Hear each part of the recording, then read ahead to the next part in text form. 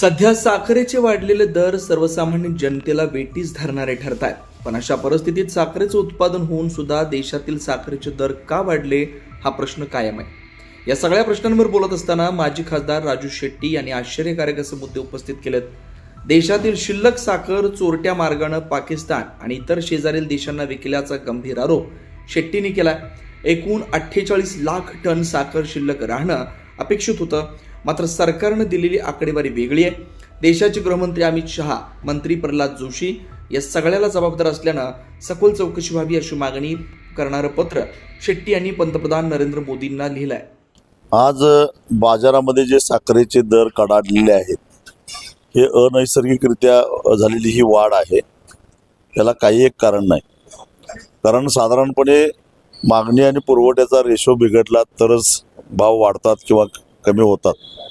इथं वर्षाची एकूण गरज आपली आहे 270 ते 75 लाख टन आणि प्रत्यक्षामध्ये गेल्या वर्षी जेव्हा साखर कारखान्यांचा सीझन सुरू झाला तेव्हा मागील वर्षाची 47 लाख टन साखर शिल्लक घेऊन सीझन सुरू झाला आणि गेल्या वर्षभरामध्ये इथेनॉलचं उत्पादन घेऊन सुद्धा 291 लाख टन साखरेचं उत्पादन झालं.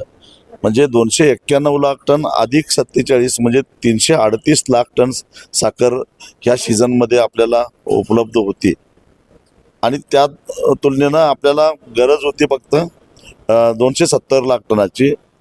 8 लाख टन साखर निर्यात झाली म्हणजे 330 लाख टन साखर शिल्लक राहिली.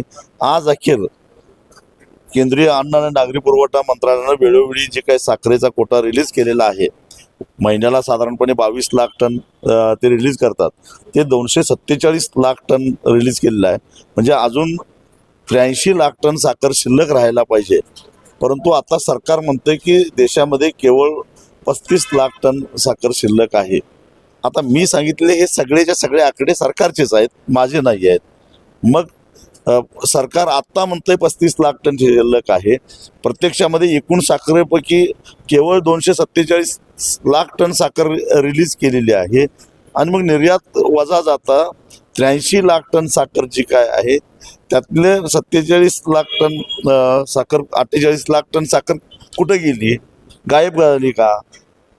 मग त्याच्या दोन शक्यता निर्माण होतात. एक तर जो काही कोटा दिलेला होतो ज्या त्या महिन्याचा तो कोटा तोडून काही कारखान्यांनी कोट्यापेक्षा जास्त साखर पूर्वी कमी दरामध्ये विकलेली आहे, म्हणजे 3700 ते 3800 रुपये क्विंटल, आणि काही व्यापाऱ्यांनी ती खरेदी करून आपल्याजवळ दाबून ठेवलेली आहे. कारण अनेक साखर कारखानदार हेच व्यापारी आहेत, ते लक्षात घ्या. ते व्यापारी आता वेगळे कोण नाहीत, कारखानदार हेच व्यापारी आहेत. आणि म्हणजे इथं शेतकऱ्याला चुना लावायचा उद्योग केलेला आहे. आणि तीच साखर जी 3600-3700 रुपये क्विंटलनं खरेदी केली आहे ती आज 6500 क्विंटलनं ते विकायला लागलेले आहेत. आणि हे सगळं याच्यावर नियंत्रण ठेवायचं काम केंद्रीय अन्न आणि नागरी पुरवठा मंत्रालयाचं असताना त्यांनी याच्यामध्ये काहीच केलेलं नाही. देशामध्ये 35 लाख टन साखर शिल्लक आहे असं केंद्र सरकार म्हणतं, त्यातली 25 लाख टन तर महाराष्ट्रातच आहे. मग उत्तर प्रदेशची साखर कुठे गेली, पंजाब हरियाणाची कुठे गेली, कर्नाटकची आणि तामिळनाडूची साखर कुठे गेली, आंध्रची साखर कुठे गेली? म्हणजे याचा अर्थ महाराष्ट्र वगळता इतर राज्यातल्या कारखान्यांनी जे काही रिलीज मेकॅनिझम होता तो स्वीकारलेला नाही आहे किंवा तो पाळलेला नाही आहे आणि त्याच्याबद्दल कारवाई करण्याचा प्रयत्न केला गेला नाही. ह्या 48 लाख टन साखरेपैकी काही साखर व्यापाऱ्यांनी खरेदी करून दाबून ठेवलेली आहे आणि ते आता चढ्या दरानं विकून पैसा कमवत आहेत. आणि काही साखर 3 महिन्यापूर्वी जेव्हा सरकारनं साखरेच्या निर्यातीवर बंदी घातली ती बंदी तोडून ते शेजारी राष्ट्राबरोबर आपले जे काही खुल्या व्यापाराचे करार आहेत, बांगलादेश बरोबर आहे, नेपाळ बरोबर आहे, पाकिस्तान बरोबर आहे, त्याचा गैरफायदा घेऊन चोरट्या मार्गानं साखरेच्या निर्यातीला बंदी असताना सुद्धा बाहेरच्या देशामध्ये पाठवून पैसा कमावलेला आहे. आणि मग बाहेरच्या देशामध्ये एवढ्या मोठ्या प्रमाणामध्ये साखर जात असताना आमचे केंद्रीय गृहमंत्री काय करत होते? त्यांची जबाबदारी गृह खात्याची काही जबाबदारी होती का नाही? एवढ्या देशाबाहेर एवढ्या मोठे ट्रक भरून, कारण ते 48 लाख टन म्हणजे जवळपास 3 लाख ट्रका झाल्या. एका ट्रकमध्ये साधारणपणे 15 लाख टन साखर बसते. एवढ्या मोठ्या प्रमाणात ट्रकमधून हे साखर जात असताना गृह खातं काय करत होतं?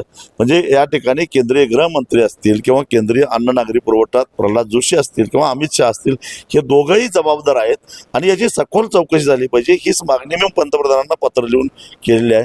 जर महागाईची झळ लोकांना बसत असेल, जी साखर 4,000नं विकत घेतली पाहिजे ती 6,000नं आणि 7,000नं विकत घ्यावी लागत असेल, तर हे वरचे 3,000 रुपये ग्राहकांच्या खिशातले गेले आहेत.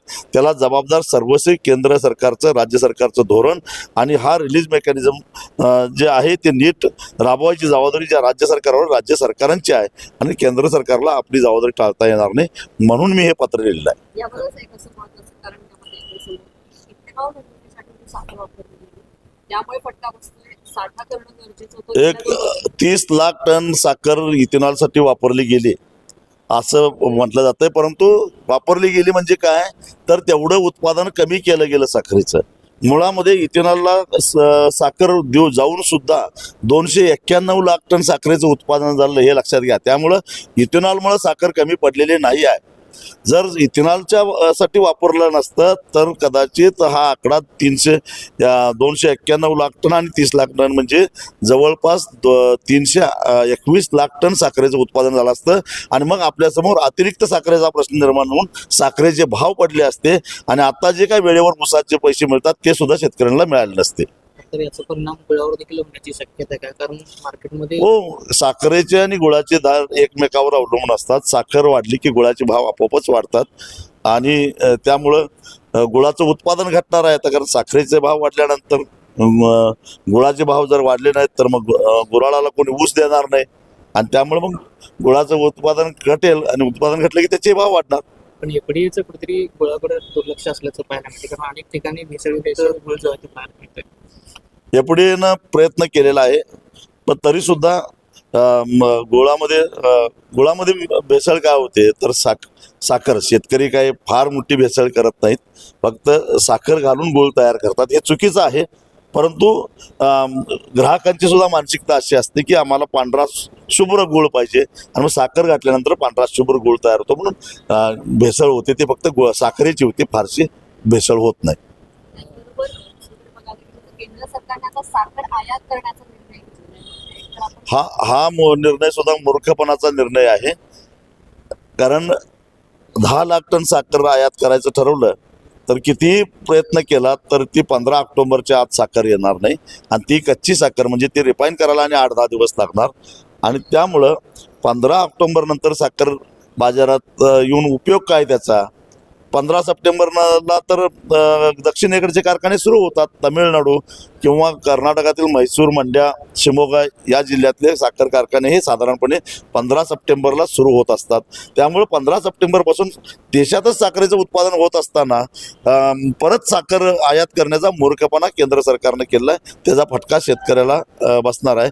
कारण पुढच्या वर्षी सीझन तसा चांगला जाणार आहे. आता जो काय शेतामध्ये उभा ऊस आहे तो बघता आणि एकूण पर्जन्यमान आतापर्यंत झालेलं बघता पुढच्या वर्षी सुद्धा 300 लाख टनाच्या आसपास साखरेचं उत्पादन होणार आहे.